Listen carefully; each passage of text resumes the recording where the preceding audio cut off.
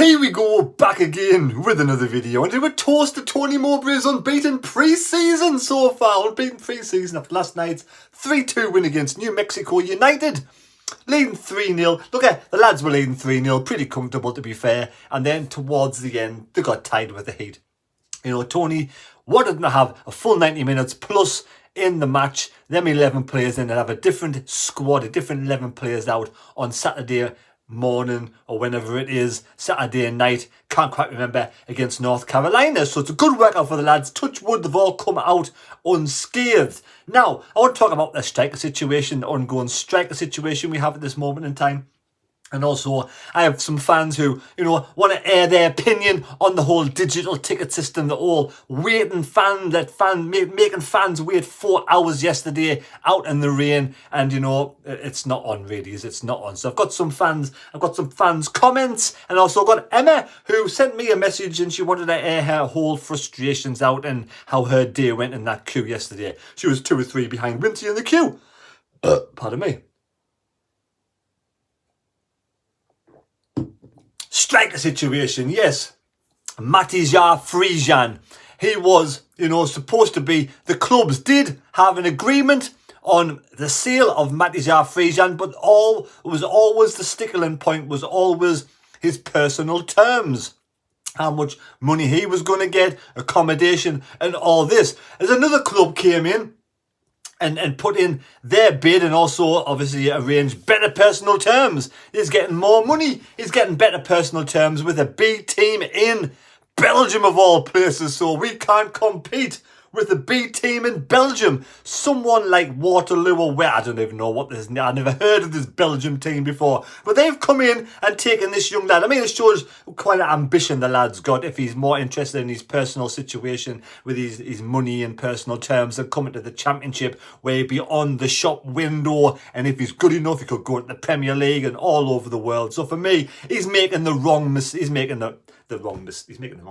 making a mistake in my eyes. But at the end of the day, it's his life. It's up to him.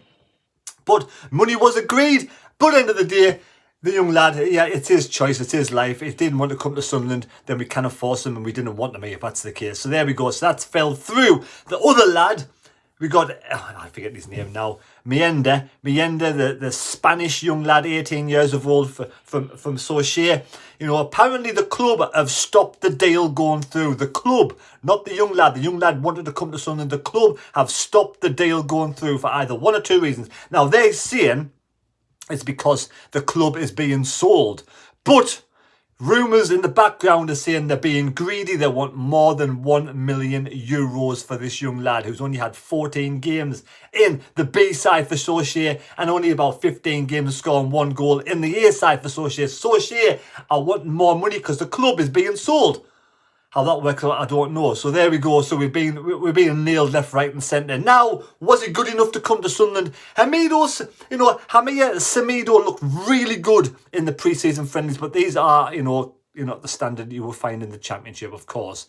But the young lad will learn and get stronger. But we do need an experienced striker in. We go back to the drawing board again. Back to the drawing board. Do we keep to the game plan? With the money, do we not offer these players X amount of money, or have we got to really up our game and entice players to come to Sunderland by offering them more wages, by paying X amount of money for these youngsters? Or do we just, are you just happy to bide your time like Speakman's doing and plucking out youngsters left, right and centre for cheap amount of money? So at the end of the day, we are in a situation, Kildee hasn't got that money to spend. He hasn't got the Arsenal to spend. He hasn't got his man's billions to spend. He's doing it on a shoestring budget, and we have to just go along with the process. End of the day, on the pitch, it's looking quite good, to be honest, apart from lacking in strength and depth and bringing players in, as we've seen so far this season. Off the pitch, it's the pits. Off the pitch, it's the pits. Off the pitch, it's the pits. It is the pits. And people are not happy with the situation with the digital ticket. You know, how many times is Sunderland going to screw up left, right and centre time and time again? This Steve Davison bloke, give me your opinion. If he's in charge of all this malarkey, should he be sacked? and get somebody else in? Or is KLD happy to treat the fans the way the fans are being treated now? I'm going to put Emma on now, and after Emma, we'll go into some comments first. Some comments on my channel yesterday. I'll read them out, and you can discuss them yourselves, and then we'll have Emma on at the end. So there we go. Disappointing with the two strikers. I know I said there were 8 deals were done. It's just one of those things. Both deals were done from the clubs, I'm led to believe, especially the young Spanish lad. But all of a sudden, the club wants more money, so they're going to try and do a daylight robbery. But I've been told by my source, it isn't over yet. It isn't over yet. There's still a chance of this lad coming in. But do we not need a better quality striker? Maybe he's someone with a little bit more experience. It's just my opinion. The proof is in the pudding. We'll know this season in the Championship where we stand. We'll know if we finish mid-table, bottom end of the table, that it's a wrong idea, it doesn't work out. Or, you know, in the top end of the table, then, you know, happy days, it's working out. But apparently Ross Stewart is... I've heard rumours about Ross Stewart with a 10 million bid from Stoke. I don't know if that's true. Let me know in the comments. Have you heard anything? 10 million for Stoke. Do you take 10 million for Ross Stewart? Yes or no? Simple answer. Let me know in the comments down below. Yes, take 10 million for Ross Stewart. No, keep him at the club. Right, we're getting some comments now of yesterday's farcical display of uncaring I've ever seen in my life. So first is Michael Bowers, YouTuber and friend. The likes of Stuart Harvey and Speakman won't have much to do with things like this, but the likes of Steve Davison and of course KLD to an extent should absolutely be questioned on this and held to account. Off the pitch we are miles off where a club of this size should be. Staff will be overworked, with some departments criminally underfunded. Something has to change. Well said, Michael Bowers. Absolutely spot on, lad. Spot on. Here we go, Macam Cyclist is next. You're not wrong, Terry. This should be renamed the Uncaring Club. As long as they get their money, they don't give a shit. 3.5 hours with my dad, who was blind, never had a chance of using a digital ticket ever. Club asked, when this was first talked about, to email the club under heading No Smart Device. So you would think they had a rough idea of how many people needed these cards. Printed them off, sent them out, but staff in the office today seemed totally surprised at the response of the queue. 3.5 hours waiting that queue, but once had the details, only a minute to get the card. And just made it in time for work. He just made it home in time for work. This is absolutely pathetic the way they treat these fans. So there we go. If Michael Bowers says it's wrong because Michael Bowers knows the time of day, really intelligent lad. And that man yesterday, Macam Cyclist, made to wait in a queue with his dad. His dad's blind. You know, his dad's blind. He can't use a digital smartphone. And he emailed the club saying, you know, no smartphone device. This club knows exactly how many people emailed, how big the response was. Why wasn't this dealt with better? Making disabled fans, old, you know, people, you know, over... it's just senior citizens waiting in the queue that long. It's absolutely pathetic. Steve Davison, or whoever's in charge of off-the-pitch shenanigans like this, should be sacked, should be spanked, should be sacked or reprimanded or whatever it is, but he should not be in charge of these off-the-pitch dealings, social media, or all this to do with cards and shops and everything to do with anything off the pitch. We need somebody put in charge who has a brain, who can do a job, who can put the fans first, who treat the fans with respect, treat the fans as first-class citizens, not as like just trash like that. It's pathetic the way these fans are being treated. Made to wait in a 4-hour queue. Senior citizens. Disabled. It's shocking. And I bet nothing gets fucking done. It's pathetic. It boils my piss. Next up is Owen Sarah 3803. Don't think it's KLD's fault. People like Steve Davison are paid to do a job, and if they aren't good enough to do it, then it's not KLD's fault. Also, KLD was out in America meeting the fans. George Gifford next. At the end of the day, the buck stops with KLD. This is nowhere near good enough. Two slightly different opinions, but both, you know, credible. And Wincy was in the queue yesterday, and Lenny says, what a laugh Wincy is. He made my 4 hours fly by. Top lad. Another big Wincy fan, Paul Harrison. Well said, Terry. Lad met Wincy in the queue. Absolute gentleman. He is a gentleman. Jennifer has to say, only 2 dealings with this. This is a club who can afford to pay a fortune for players. And how much would it cost to hire enough efficient staff when necessary? Yes, good point, Jennifer. Thank you very much. So next we have Floody 838. Spot on, Terry. I was there at 9:30 a.m. Queue not too bad, but still there 2 hours later. When I looked around, the queue was massive. It was a shambles, and you're right. Someone at the club has made the decision late on, and the club needs to be told about treating their fans better than this. Disgraceful, and you're not making too much of it. Spot on. Thank you, Floody 38. Some good points from Gordon Seymour. For the able-bodied individuals, they could have allotted them with a number on arrival, then allowed them to wait inside a section of the seated stand, then called them to the shop in batches of, say, 20 at a time. That way, one staff member could have been serving the disabled or infirm elderly supporters on arrival at the ticket office, whilst other members could see to the numbered individuals when their batch numbers are called forward. It is not rocket science. Great idea, Gordon Seymour, but Sunderland don't think like you do. They don't care about the fans at this moment in time. But that is a fantastic idea. It's not rocket science at all. Thank you, Gordon. Eddie Mainsforth says, Eddie Mainsforth, that's correct. Terry, the club's a disgrace. It's great that you highlighted the problems. I hope one day the club will listen, but I doubt it. Going in the morning to try and sort mine, but turn back today, not standing 4 hours again. Thank you, Eddie. It is a disgrace. So there we go. The general opinion on the chat was basically the club, have got this completely wrong.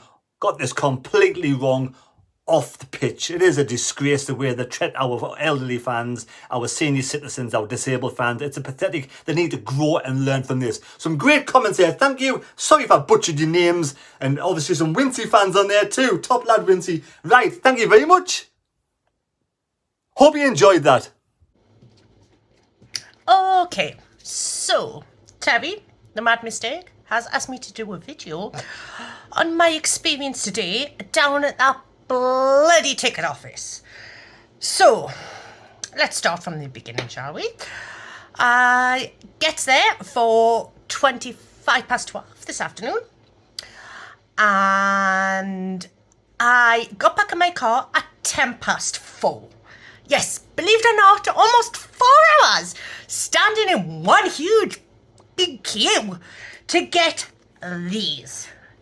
And these, nothing on the back. And literally on the front, you have QR codes, which I'm covering, names, so it's got names, customer number, what stand you are, your row, your seat, and your turnstile. That is it. So basically 4 hours for them. It's a goddamn joke. Okay? So there's nowhere to sit. There's nowhere basically apart from the ALS shop to go and get a drink. But if you were like me, you were by yourself. You didn't even risk going to the toilet because you would lose your goddamn place in the queue. And then you'd have to start all over again. Then it was pouring down with rain. No shelter. And literally, it was 2 steps every 10-15 minutes. You get inside the ticket office and there is 2 young lasses serving. Bless them. I can get that they're under stress. They're under a load of stress and they're not getting paid enough. But 2 lasses, they were building up a pile, so sort of they were shouting for about 3 or 4 people, and then they were taking them out the back and potentially coming back with a few more cards.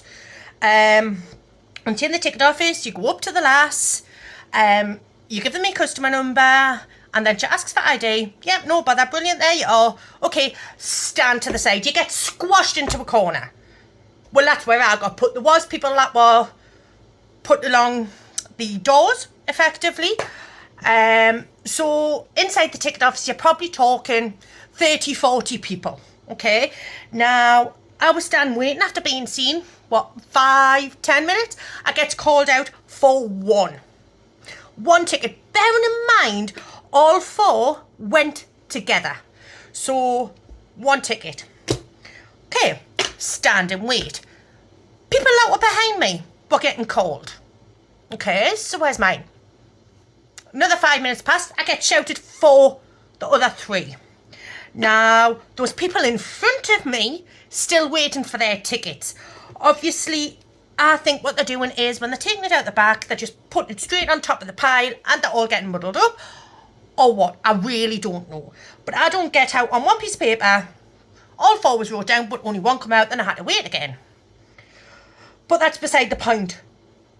But honestly, this club, to make us stand in that, I mean, Christ, there was people of all ages there.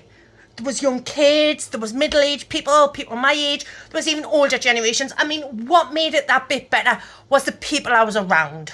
So I was around the likes of Wincy and Raimondo, and there was a couple of older gentlemen, and we had a bit of a big crack on, you know what I mean, had a bit of a laugh. Oh, we'll make it to this lamppost, we'll get round the corner, and so that made it just that little bit better and more bearable. But was nowhere to sit, okay?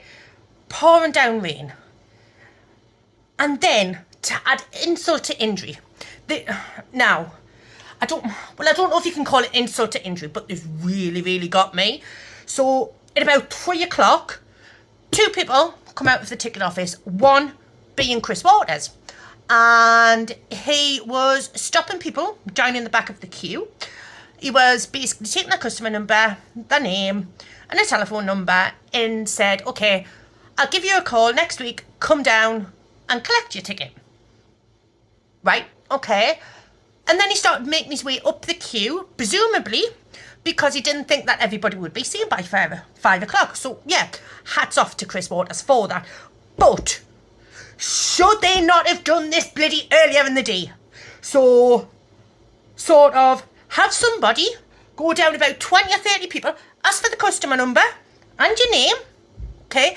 Then they take that sheet in, they then go and get them printed, and then they come back out and take another 20 or 30 names and go back in and do the same. Would that not have made the process quicker?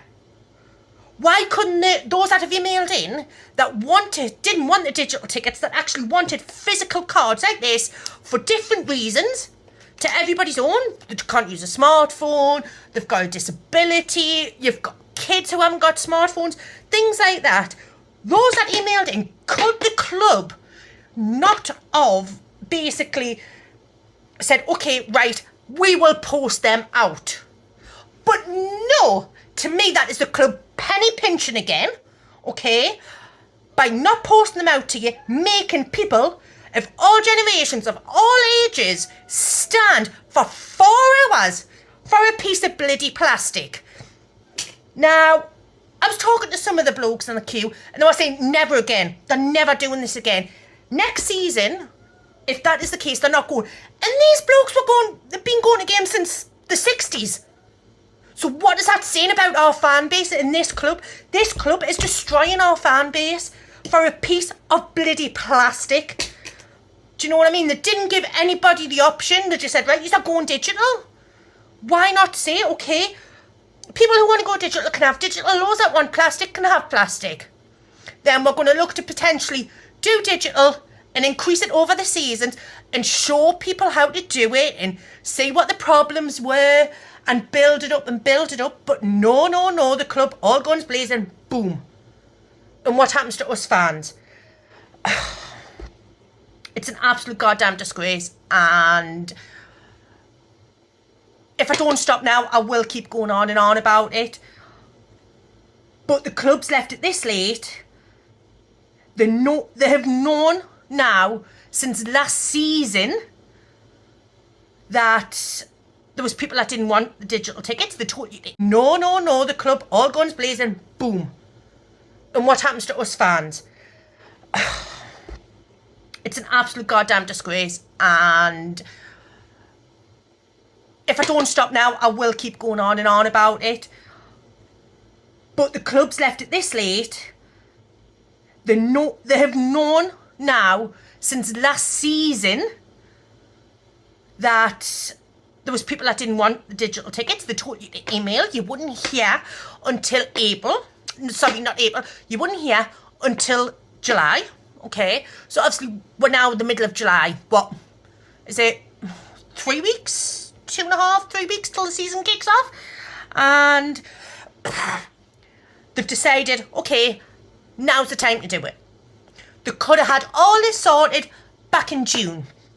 They could have said, okay, this is what we're going to do. Start coming down gradually. Like, we'll do stand by stand even. So the south stand go down on these 2 days, the East Stand goes down on these 2 days, things like that would have made it just that little bit easier. But that would be the club using their brains.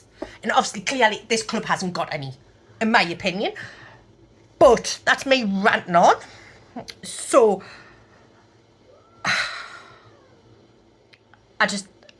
I'm speechless now. It's a joke. Whoever these people are that think up these things, it is ridiculous. They need something better in place, because I've even got visions of these things not working properly on the day, because they said that you need this NFC thing active on your phone, whatever that is. How the hell can that NFC be active on a little QR code? Can anybody tell me that? Because I really, really haven't got a clue. So all for the sake of a bloody QR code. It's... The club is literally a joke right now.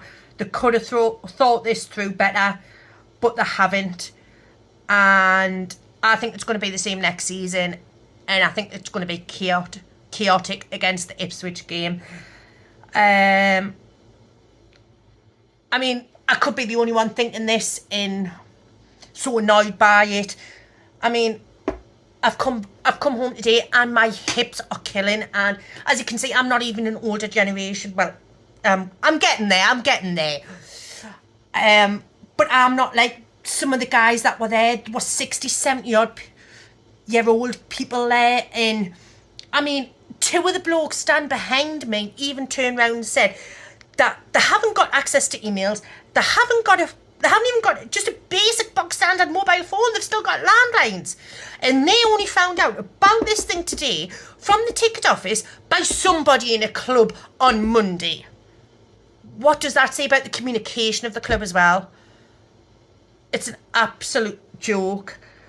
But that's my thoughts on it for now. Okay? See you later. And also, let's look at the board behind me. On how the setup is at the club at this moment in time. Have we got abundance of players already? Do we need many more players? We do need strikers. Right, so goalkeepers. We know Alex Bass has now gone. He's left the building. He's gone to Wimbledon. So one keeper. That keeper yesterday, Young, was absolutely fantastic. In defence, Huggins, Sleet, Cirkin, Leslie, Bath, Ballard, Trent, 09. Wright has gone. And Anderson's still here. Now, end of the day, I would not want to get rid of any of those players. I'd want to keep all of ththose players now. We're not going to get any more in. Let's not send any of these out on loan. Let's keep the strength and depth for the full season, because I don't want any. If we do get injuries, don't we? So we need that. We need a strong squad. Midfielders: Evans, Vitete, Roberts, Clark, Neil, Ekwar, Gooch, Pritchard, Bellingham, Embleton. That looks a good midfield to me. That looks a strong midfield. If Evans gets back. And to be fair, Ekwar's looking quite good in midfield, isn't he? Ekwar, and we got Bellingham, and we got Neil, and I mean, I know Roberts and Clark are more wingers, and Pritchard's more in the middle. So again, I don't want to see any players go. Strikers, if you can call some of these strikers, Lahaji was poor yesterday. I'm happy to let him go. If he doesn't want to be here, there's no point. Stewart, we want a fit Stewart, don't we? But 10 million, would you take 10 million? Benetti is not really a striker. Barr's not really a striker. We've only got one. We've got one striker. One concrete striker at the club. That is the weak point. We know we need another 2 or 3. If we don't get at least 2 strikers in at this club and we let Stewart go, we are just looking to fail. I'm telling you now, we need to have strength and depth in this long championship season. We need to build on last season. Don't let it go. Don't let it slip. Don't let it evaporate from last season. Let's build on last season. Let's get the playoffs at worst case scenario. So there we go. Where do we need to buy players, and where do we need strength and depth? Thank you for watching. Take care. God bless me. God go with you. And bye, bye, bye. So there we go. I hope you've enjoyed the video. Emma wasn't happy. Some of them fans are not happy. Let me know in the comments down below. You know, is it an uncaring club, or is it a club that's just happy just to treat the fans as second-rate citizens? At the end of the day, I expect better from KLD. I expect better from the club. You know, these fans have supported Sunderland for years. Doesn't matter if you support Sunderland for 1 year or for 100 years. We're all Sunderland fans, and we all should be treated, you know, right for me anyway. So there we go. Take care. God bless me. God go with you. Thanks for watching, and hopefully we'll have some better team news, better striker news, better transfer news next week. If I hear anything, I'll keep you updated. Thank you. I do apologise. I can't always get it right. I just give you information that I receive. If it doesn't work out, I do apologise. Thank you. See you later.